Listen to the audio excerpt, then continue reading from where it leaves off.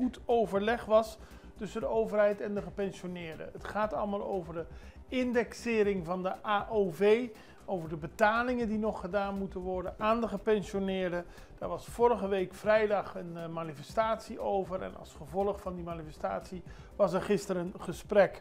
De pensioenorganisaties UPAH, APT, MPK en APPK hebben met de regering om tafel gezeten en de gesprekken verlopen in goede richting.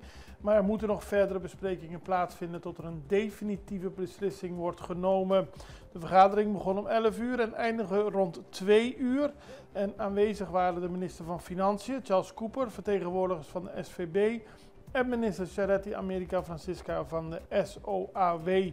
Van de pensioenorganisaties waren adviseurs en vertegenwoordigers aanwezig. Het wordt dus groots opgepakt. En later deze week, aanstaande vrijdag, wordt er verder gesproken. Het gaat dus over de indexering die nog gedaan moet worden van de pensioenen. En dat is een lang en hekel onderwerp. Maar het is goed dat de partijen, in plaats van te manifesteren op straat, nu met elkaar om tafel zitten.